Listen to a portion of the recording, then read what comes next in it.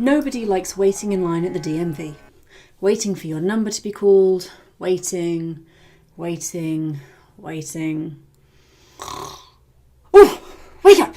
Come on, let's jump into our time machine and blow this popsicle stand.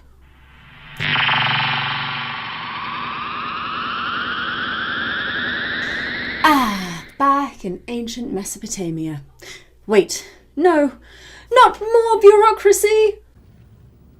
No! God, please, no! No! No!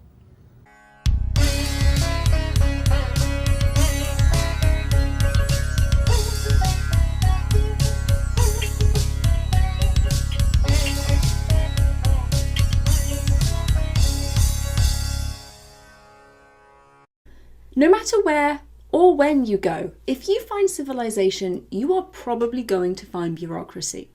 For better or for worse, when you bring large groups of people together, each with their own special skills and trades, some type of administrative group will probably need to be formed to keep things running smoothly. And ancient Mesopotamia is no exception.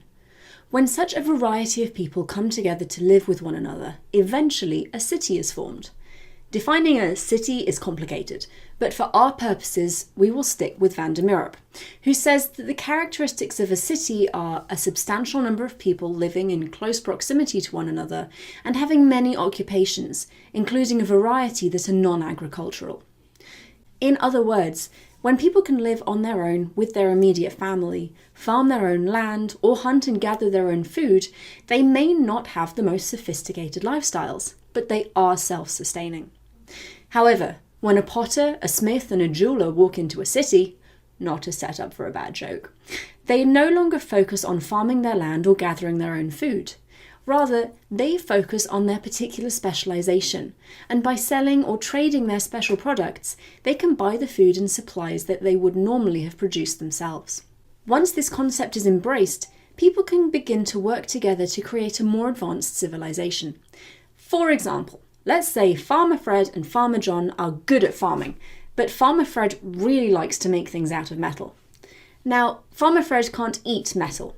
If he wants to eat, he has to get up every morning and tend to his field. However, if Farmer John says to Farmer Fred, "Hey, Farmer Fred, my fields produce a lot of food. In fact, we can't eat all the food that we produce. I'll tell you what, if you forget about farming and spend your time making things out of metal, I'll take care of the farming, and then we can sell the stuff you make out of metal to other people and split the profits." This type of cooperation is the basis for a successful city. The people that live in the city create a more developed life, not only for themselves, but for the people living around the city as well. In the city, there are people engaging in many different areas of craft production: weavers, potters, smiths, jewelers, etc. And each of these specialists produce things that are valuable to people in and around the city. Those that are outside the city continue to focus on things like farming, hunting, and animal husbandry, and they bring their goods to the city to sell or trade. In this way, the people in the city are able to acquire the food and supplies they need, them to be in charge of it all.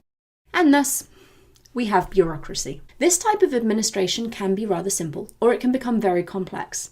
But the fact of the matter is, all of these moving parts inside and outside of the city necessitated a type of administration to make sure everything ran smoothly and stayed on task. And where there is bureaucracy, there is paperwork. Paperwork. Receipts, sale documents, contracts, you name it, they had it. And it makes sense. If people are going to buy and sell goods and services, you would expect this type of paperwork to be a part of it. What makes it so important in ancient Mesopotamia, however, is that the formation of the first cities went hand in hand with the invention of writing, advancements in farming and craft technologies, and developments in administration and bureaucracy.